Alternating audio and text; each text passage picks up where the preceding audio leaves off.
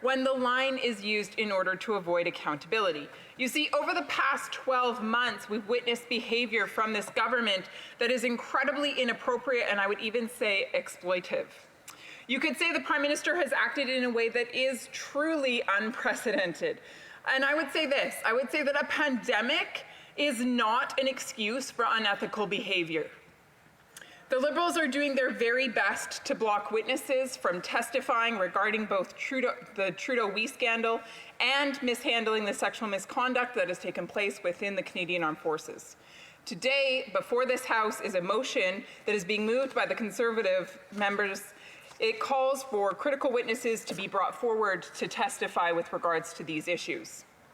Having served as the former chair of the Ethics Committee, I will focus the majority of my time on the Prime Minister's Wee scandal. However, I do believe that it is of utmost importance to comment briefly on the second part of this motion. We know the Prime Minister and the Defence Minister were made aware of sexual misconduct allegations against the former Chief of Defence Staff 3 years ago. 3 years ago. And yet they did nothing, nothing at all. As part of the motion before the House today, we are calling for crucial witnesses to come to National Defence Committee in order to testify. Leading up to this point, Liberal members on the committee have continued to block the appearances of very key staff members whose testimony would provide answers regarding the allegations of sexual misconduct that are put against the Chief of Defence Staff, General Vance. The Prime Minister claims to be a feminist, but he continually fails to protect women. Canadians have placed trust in this government, great trust, I would argue. And the reality is that if they're going to place that trust in this government, then they do deserve to know the truth. I cannot imagine watching the ping pong game as a victim of sexual assault in the Canadian Armed Forces, to watch my story be made light of. It's wrong. For someone who claims to be such a staunch feminist, it is astounding how hard he and his government are fighting to cover up this sexual misconduct and the way that it was handled. It has become clear that the Prime Minister would rather protect his own reputation than the brave women who have signed up to serve with their lives. It's sad. The second part of this motion calls for key witnesses to testify with regard to the Wee scandal. Last year, as part of the government's pandemic spending, the Prime Minister gave his friends at the Wee charity a sole source agreement for $500 million. That's taxpayer dollars. $500 million. Now, this same organization gave the Prime Minister's family roughly $500,000 in the time leading up to that agreement. But something happened in June of last year, and that was the Prime Minister got caught.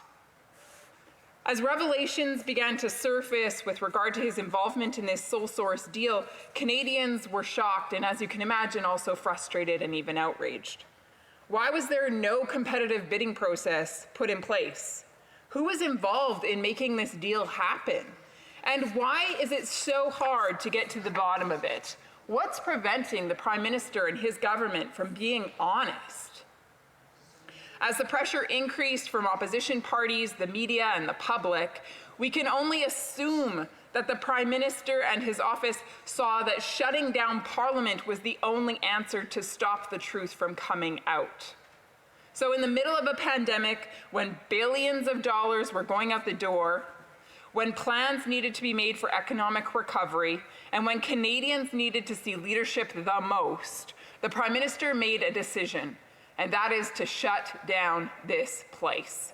The Prime Minister decided to prorogue Parliament. As a result, all of the studies into the Wee scandal went out the door. Convenient. The Prime Minister was no longer forced to answer important questions, and he was no longer to be held accountable for his actions. He could tuck himself away in his cottage and pretend for a while that everything was going to be okay, that his scandal-riddled past wouldn't catch up to him. I mean, after all, he had already been convicted of 2 other ethics breaches, and now this was his 3rd. If he got away with the first 2, then why wouldn't he get away with this one? Well, The truth is, perhaps he still will.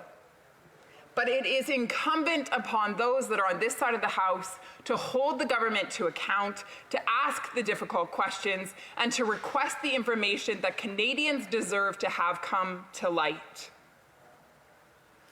Canadians have placed great trust in this government, and it is incumbent on us to hold the Prime Minister accountable. Since September, when Parliament resumed, we've been working hard to try to get to the bottom of this scandal. The Liberals have fought relentlessly to defend their leader. They have filibustered for hours at committee. And for a government that brags so much about openness and transparency, I don't remember seeing one prior that was so secretive, so unaccountable, and acted so unethically. I mean, after all, we're talking about the only Prime Minister that has ever been convicted of an ethics scandal. In fact, not just one, but two, and now is being investigated for the third time. The motion before this House is necessary in order to uncover what is taking place and have the truth be made known to Canadians. It is a result of hearing contradictory testimony that came forward from the Prime Minister's office, the Liberal ministers, and the Kielburger brothers. The Kielburger brothers, who founded We Charity and who are good friends with the Prime Minister, and others who are high up in the PMO. And Conservatives are calling for key witnesses to come forward and to be able to bear testimony. And Mr. Speaker, I should add that this is not a game. The Liberals would like to paint it as such. They'd like to accuse us of, quote, playing petty politics. But in what world is the pursuit of truth petty? Only in a Liberal world. When the Kielburgers first appeared before the Ethics Committee, they testified that Ben Chin, a senior advisor in the Prime Minister's office, had no role in setting up this program. However, documents that were released to the Finance Committee last summer show us otherwise. On June 27, 2020, a LinkedIn message was sent from Craig Kielburger to Ben Chin, and it said, "Hello, Ben. Thank you for your kindness in helping shape our latest program with the government. Warmly, Craig." 2 days later, Ben Chin responded to Craig Kielburger with a message saying, "Great to hear from you, Craig. Let's get our young working." Given the contradictions that are at play, the fact that he said, she said doesn't line up, the Ethics Committee must hear from Trudeau's top advisors with regards to this scenario. On the Prime Minister's website, under the section entitled Open and Accountable Government, it says, and I quote, "Our plan for an open and accountable government will allow us to modernize how the Canadian government works so that it better reflects the values and expectations of Canadians. At its heart is a simple idea. Open government is good government. For Canadians to trust our government, we must trust Canadians, and we will only be successful in implementing our agenda to the extent that we earn and keep this trust." Nothing could be more hypocritical of this government to make this statement and then try to shut down committee. They are evading the truth and covering it up and keeping it from Canadians. They have filibustered at more than 20 Ethics Committee meetings, and the Prime Minister went so far as to shut down Parliament. When it comes to national defence, he has been asked numerous times if he was aware of the allegations against the former Chief of the Defence Staff, and he has repeatedly denied. Instead of being honest, the Prime Minister has decided to try to mislead Canadians about his involvement in the cover-up. And Mr. Speaker, it's wrong. Because again, yes, an open government is a good government. And that's why we stand here in this place today, calling upon this House, its members, who are duly elected to defend the truth and promote democracy, openness, transparency, and accountability. We are calling upon them to support this motion. With this motion, we are giving the Prime Minister an opportunity to fulfill one of his advertised priorities: openness and accountability. It's time to end the cover-ups. It's time for the Prime Minister to tell the truth. Today is his opportunity. Questions and comments. The Honourable Member for Kingston and the Islands. Thank you very much, Mr. Speaker. The member questions the openness and transparency of this government. The documents that she referred to that were turned over last summer totaled over 5,000 documents in total. It was so much information that the Conservative Party put it out on a website and tried to crowdsource going through the information. It was so much information, Conservative MPs couldn't deal with it on their own. They put it out to the public to get the public's assistance with it. That's how much information has been turned over. But more importantly, Mr. Speaker, the quote that she references and that the member from Carleton continually references from Mr. Chin, this is information that was reported on CTV in June and CBC in August of last year. Why is the Conservative Party suddenly interested in this information now when the member from Carleton himself even brought it up last summer and it was reported in the news? Is it just because the media happens to be interested in what they're saying now, whereas it's really not new information? The honourable member for Lethbridge. I would respond with two questions for the honourable member. In those 5,000 pages, how many pages were blacked out? A great deal. The vast majority of text. Second question would be with regards to his comment concerning June and August last year, information being known. Since when does the truth expire? Questions et commentaires? Questions and comments. The honourable member for Jonquière. Thank you very much, Mr. Speaker. I appreciate the comments by my colleague from Lethbridge because there's something that is essential, and that is our ability to take action based on the general interests and not specific interests.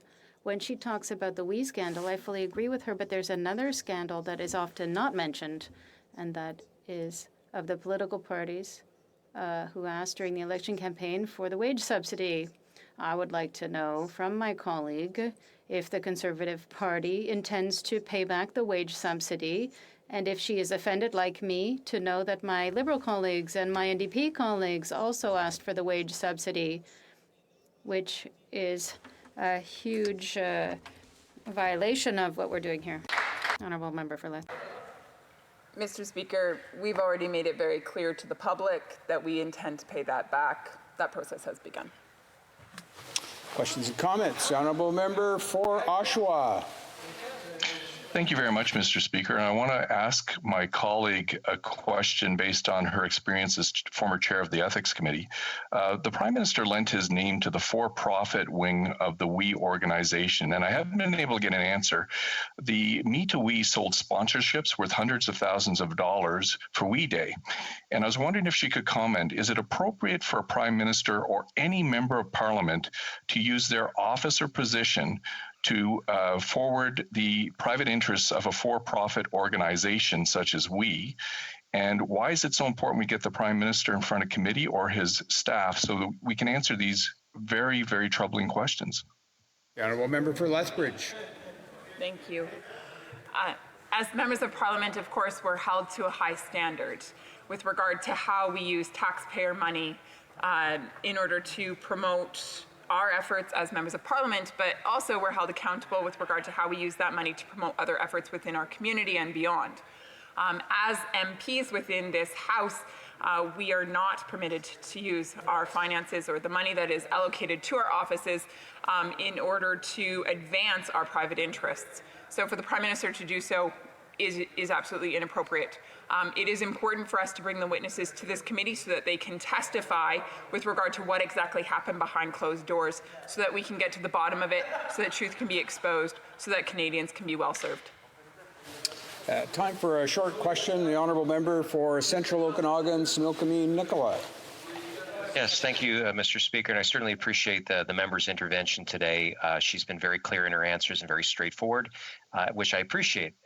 Now, we've had some government members today say there's nothing to see here. You guys aren't interested in anything important. Well, I can see that there are rights of individual Canadian Armed Forces members through these allegations of sexual misconduct that may have been violated. And number two, ethical breaches at the highest office. We've already seen the former Minister of Finance, Bill Morneau, resign, and I think it had much to do with his time with the wheat charity scandal. Would the member say that these are important issues that Canadians are wanting for us as individual members to hold the government accountable for? The honourable member for Lethbridge. Thank you. Of course. Of course, Canadians want to know that the government is acting ethically, that the government is being held accountable, that the government is transparent and open. Canadians expect that when we function within a democratic system like Canada. And so to get to the bottom of the We Charity scandal and to get to the bottom of what has taken place with regard to the treatment of women within the Canadian Armed Forces is so crucial, so crucial. And so again, for the Liberals, for those across the aisle from me, to accuse us of petty politics, just how much value do they place on Canadians? How much value do they really place on openness and transparency? How much value do they place on the lives of those women within the Canadian Armed Forces that were detrimentally impacted by the sins committed against them? Resuming debate, the honourable member for Renfrew, Nipissing, Pembroke. Mr. Speaker, before I address the substance of today's